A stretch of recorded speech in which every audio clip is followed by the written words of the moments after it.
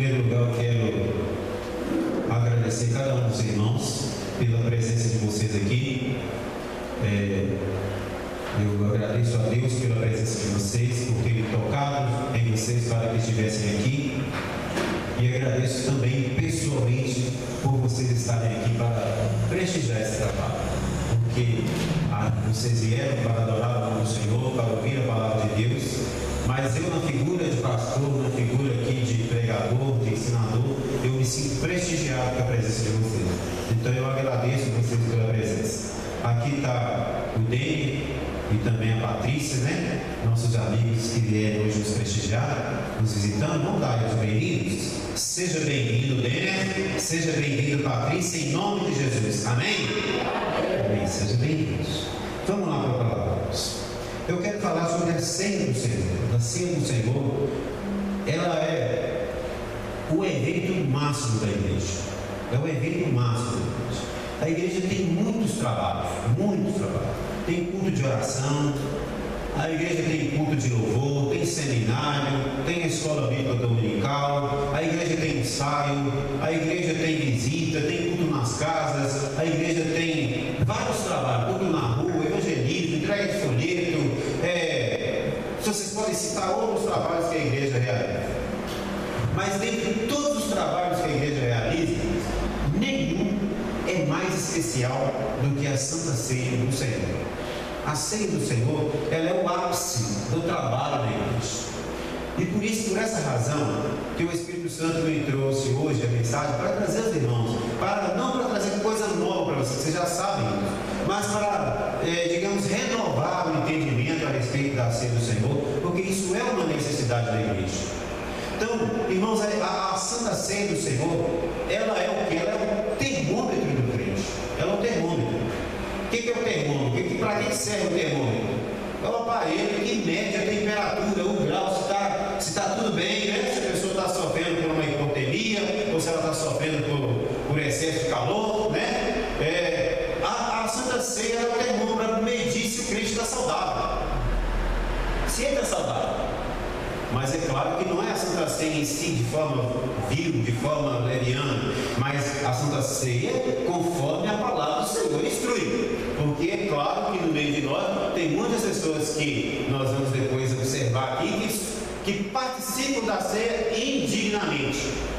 E o indignamente, já quero adiantar que a palavra indignamente não é um adjetivo, né? É um advérbio. É um advérbio. O adjetivo é que qualifica, né?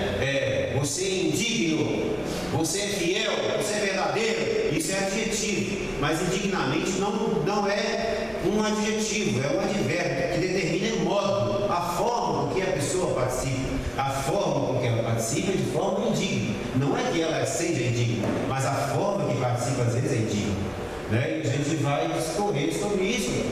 A necessidade que nós temos de despertar para participar da ceia, mas participar de forma digna. E quando nós olhamos aqui, começando pelo versículo número 23, que os irmãos sabem de cor, o apóstolo Paulo vai dizer assim: porque eu recebi do Senhor, é o que eu entreguei para vocês. O apóstolo Paulo está dizendo aqui, irmão, ele não estava lá um dia, assim, na sua casa, digamos, conjecturando. Não, tem uma igreja lá, os irmãos estão lá, vou criar um evento aqui para chamar a atenção dos irmãos. O que eu posso fazer? Um evento para que os irmãos se sintam alegres, para reunir os irmãos e fazer com que eles se confraternizem e se alegram. E estava lá pensando, aí conversou com um, o que você acha? O que a gente pode fazer? Que evento a gente pode inventar, criar e instituir na igreja para ajudar esses irmãos? Não foi assim. Não foi assim.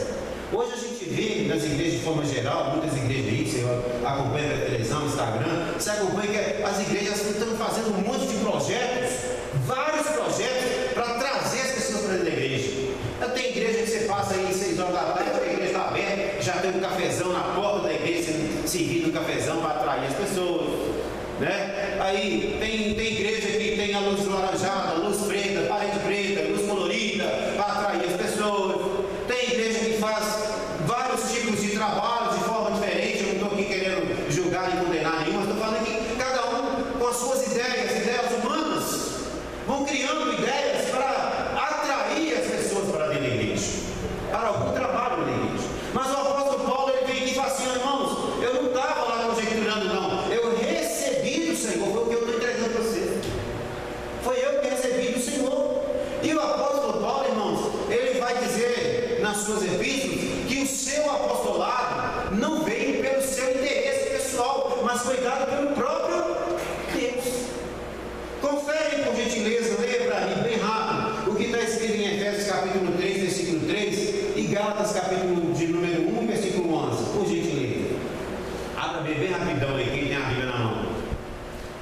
Pode quem achar primeiro, leia.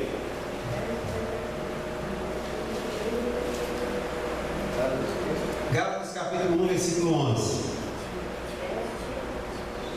E Efésios 3 e 3.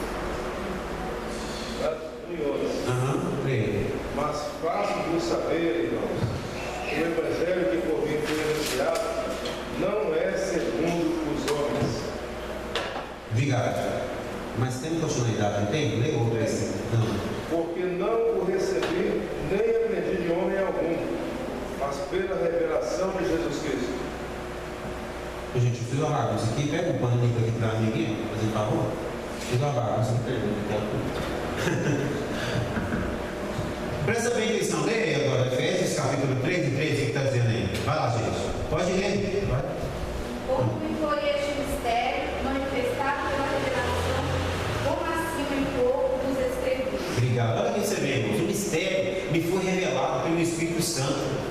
O que o pastor leu aqui em Gálatas, o que eu recebi do Senhor não foi por vontade minha, não é vontade humana, não é eu que inventei, porque eu quis, mas o Evangelho foi recebido do Senhor. Então ele chega e fala assim: olha, eu recebi do Senhor, é o que eu estou entregando para vocês. Por aqui, irmão, já começa o valor da ceia do Senhor. Por aqui, porque é vontade de Deus a nossa reunião. A reunião da ceia do Senhor. Então nós precisamos começar a entender que quando eu desprezo a ceia do Senhor, eu desprezo a ordenança do Senhor. Eu não desprezo a ordenança do pastor Ariel. Eu não desprezo a ordenança do pastor Carlos, do pastor Isaac. Eu desprezo a ordenança de Deus. O dia que eu tenho a Santa Ceia do Senhor e eu fico lá em casa fazendo qualquer coisa que não seja justificável, eu desprezo aquilo que o Senhor me deu. A ordenança de Deus, porque eu recebi do Senhor, é o que eu estou entregando para vocês. A ceia do Senhor é uma instituição divina, então nós crentes precisamos valorizá-la. Ela é maior do que qualquer atividade que a igreja realize. Não há nenhuma atividade grande. A igreja que nós temos um culto aos domingos, geralmente o culto domingo à noite, é o culto mais frequentado da igreja, em todos os lugares praticamente, né? Em todas as igrejas, o culto à noite é o mais frequentado, mas não é o culto mais importante. O culto mais importante é a ceia do Senhor. É a ceia do Senhor. E o apóstolo Paulo, quando ele vai falar assim, quando ele vai falar algo que é seu, é sua opinião, ele faz questão de destacar qual é a opinião dele. Aqui ele fala: eu recebi do Senhor, mas quando ele vai falar algo que é para falar dele mesmo, pela opinião pessoal, ele vai falar. Leia por favor a Bíblia que está dizendo aí, 1 Coríntios capítulo 7, versículo 10. 1 Coríntios 7, 25, 1 Coríntios 7, 40, 1 Coríntios 7, 12. Começa pelo 7, 10. 7, 10. Todavia, aos casados, não eu, mas o Senhor, senão a parte do marido. Olha o que ele está falando. Olha, todavia, falo eu, a opinião minha, não o Senhor.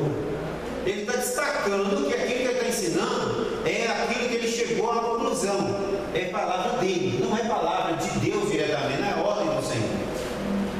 Outra aí, lê o 7, versículo 12. Mas aos outros digo eu. Olha novamente, digo eu, não o Senhor. Não o Senhor. Se algum irmão tem mulher descrente e ela consente em evitar dele, não a dele. Tudo bem, agora o 7 e 25. 7 e 25, leia aí. Ora, quanto às virgens, não tenho mandamento do Senhor, dou, porém, o meu parecer. Até aí tá bom, é que eu não tenho mandamento do Senhor, eu estou dando o meu parecer. É minha opinião. 7h40 agora.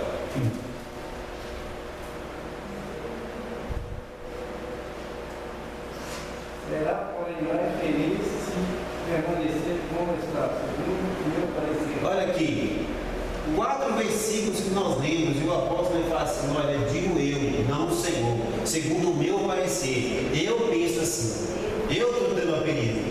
Está vendo? Agora aqui no capítulo 11, ele fala assim: que eu recebi do Senhor, eu estou entregando o Senhor.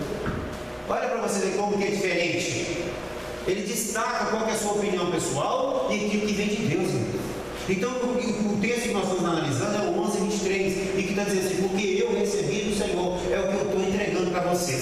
Então, irmãos, nós quando desprezamos a ceia do Senhor e nós a tratamos como algo leviano, sem importância, como coisa vil, quando eu estou assando a ceia, eu fico em casa dormindo, quando eu troco a ceia, por qualquer festinha, por qualquer evento, por qualquer coisa, irmãos, eu estou em desobediência ao mandado do Senhor. Estou em desobediência. E a palavra do Senhor nos diz que os desobedientes não herdarão o reino do céu. Isso é muito sério, irmãos. E muitas vezes nós ignoramos isso. Muitas vezes nós, mesmo como pastor, ignoramos essa orientação. Não falar, não pude não. Às vezes os irmãos falam assim, eu já justifiquei que eu não fui, mas na verdade não justificou, avisou que não fui. Avisar e justificar é diferente. Justificar é quando eu apresento algo que vai aplacar aquilo ali, né? De fato, é justo. O que eu estou fazendo é justo. A minha ausência é justa, a minha presença é justa. Qualquer um que avaliar vai julgar aquele que fala, não é verdade, ele tem razão, realmente não dá. Né? Uma enfermidade, um trabalho, ou qualquer outra situação que seja justo. Aí tem pessoas que não vou justificar a minha ausência hoje, que hoje eu estou dormindo. Não está justificado, está explicado. Porque se não tem, está explicado, eu vou entender. Né? Que é uma explicação, é aquilo que dá para entender. Justificar é aquilo que você julga, não, é justo. É justo, pastor. Então, irmãos, a gente tem que parar de às vezes ficar dando explicação, dando desculpas, porque às vezes as nossas explicações, as nossas justificativas, elas não servem nem para nós mesmos. Eu mesmo que estou falando, eu não acredito em mim. Eu mesmo que estou explicando, não acredito em mim. Às vezes as pessoas dizem assim, mas Deus vê o coração. Quem é você para me julgar? Deus vê o coração. Deus é que pode me julgar, irmão. Às vezes a gente acha uma vantagem a gente falar isso. Só Deus pode me julgar. Não é vantagem nenhuma. Não é vantagem nenhuma a gente achar e requerer que só Deus pode me julgar. Sabe por quê, irmão? Quando Samuel foi para ungir a Davi, e ele foi lá para buscar lá no meio dos seus filhos, todos lá, eu vi irmãos de Davi, filhos de Jessé, foi ungindo um, ungindo outro, e ele falou, é esse aqui, esse é bonito, esse é forte, é esse mesmo. Quando ele foi ungir um, Deus falou, esse não, Samuel. Não, aquele ali, aquele é bonito, aquele lá é chique, só pode ser ele. Esse não, Samuel. Esse aqui é forte, então olha o tamanho do braço dele, só pode ser, não, Samuel, deixa eu falar uma coisa, você vê como vê o homem. O homem vê o que é por fora. O homem vê o que é por fora. É fácil a gente ludibriar um ao outro. Se tiver uma pessoa que fala bem, engana o outro, que ele cai e passa rasteiro em todo mundo. É fácil não enganar o outro. Nós, seres humanos, quando somos levados pela falácia, nós somos facilmente enganados pelas palavras. É só ter alguém que fala bem, que tem uma oratória bacana, que tem um vocabulário chique, que vem cá e passa um melzinho na gente aqui e leva a gente. O ser humano é facilmente levado. Então é fácil enganar o homem, mas Deus sonda o coração, sonda a alma. A palavra de Deus diz que o Espírito ele sonda a intenção do Espírito. É sempre dizer, todo estelionatário tem boa aparência. Sim, né? Porque rouba. Você é roubado, rindo, estelionatário. Você ainda vive com o seu ladrão está roubando você, né? É facilmente levado. Mas, irmãos, a palavra de Deus fala que nós temos um Espírito que sonda os corações e que ele discerne a intenção do Espírito. Olha para você ver, discerne a intenção do Espírito, nem a ação, é a intenção. Como que eu vou achar que é vantagem ser julgado por Deus? Visto que por Deus justiça e juízo são a base do reino do Senhor. Então não é vantagem. É melhor, irmãos, nós andarmos segundo a vontade de Deus, obediente à sua palavra. E aqui ele fala assim, eu recebi do Senhor o que eu vos entreguei. Então a ceia do Senhor começa por aí com uma instituição. Não é vontade humana, não é vontade do apóstolo Paulo, não é vontade do apóstolo Pedro, não é vontade do apóstolo João, mas é do próprio Cristo que instituiu.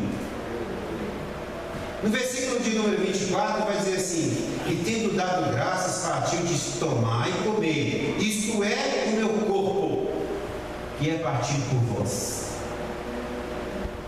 fazer isso em memória de mim. Quando ele fala isso é o meu corpo, é claro que aqui não está fazendo apologia ao canibalismo, né? Todo mundo sabe o que é canibalismo? Todo mundo sabe? A prática de comer carne humana, né? A prática de comer carne humana. Claro que não está fazendo apologia ao canibalismo, mas está fazendo uma referência ao seu corpo, o corpo de próprio Cristo. Ele está fazendo uma referência ao corpo de Cristo que foi rasgado na cruz do Calvário. Rasgado. Então, assim como o pão você pega e rasga ele assim, e alimenta aquele, ele está dizendo assim: olha, o corpo do Senhor ele é rasgado pelo meu e pelo seu pecado. E quando eu alimento através desse símbolo da ceia do Senhor, porque é símbolo, o pão ele não transforma. Todas as vezes as pessoas falam assim: porque esse pão agora está sendo transformado no corpo de Cristo. Transforma não. O pão iniciou o pão, chegou aqui pão, você vai ingerir pão. Não vai transformar. Transformar é tomar uma outra forma. Então ele não transforma, ele continua sendo pão. Na verdade, ele simboliza. Ele se torna símbolo. Ele se torna símbolo. Assim como a aliança no meu dedo, olha. Aliança no meu dedo. Isso aqui é aliança, sim ou não? Não, errou. Isso não é aliança. Isso aqui é um anel. Isso aqui é um anel. Aliança é aquilo que eu fiz com a minha esposa.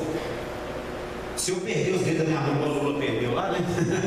Perdeu o dedo da mão, aí eu deixo de ser casado, porque eu não tenho como colocar mais uma na mão dele. Porque a aliança foi feita aonde? No meu coração e na minha mente, né? Isso aqui é apenas o símbolo da aliança que eu fiz, mas isso aqui é anel. Se eu perder isso aqui, se me roubarem, enfim, continuo casado do mesmo jeito e fiel à minha esposa. Porque eu fiz um compromisso com ela, uma aliança.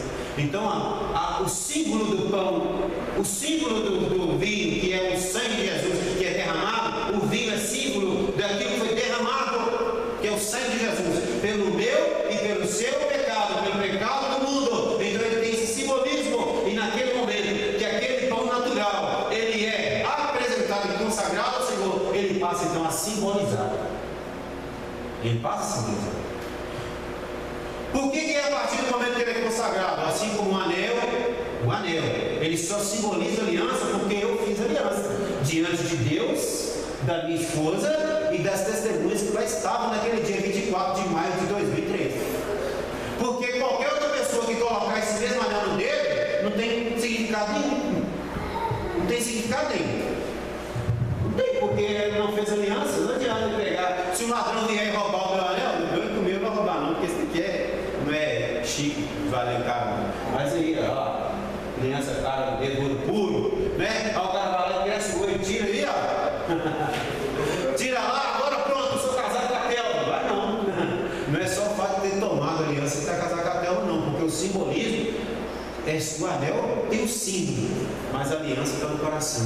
Então, irmãos, o símbolo do pão e o símbolo do vinho é o símbolo do corpo que foi rasgado, o sangue que foi rasgado, mas com aqueles que fizeram aliança com Cristo. O outro que chegar aqui e meter a mão no prato aí, estiver passando, irmãos, estiver servindo aí chega uma outra pessoa qualquer aí, que não faz parte da igreja, não é membro da igreja nem nada, e mete a mão lá e pega. Ele pegou, meu Deus do céu. Calma, gente. Ele apenas pegou o pão, um pedacinho de pão, não vai nem matar a fome dele. Porque aquele pedacinho nós não vai matar a fome de nada. Só que mata a fome do passarinho, que é tão pequenininho. Mas para ele não tem valor algum.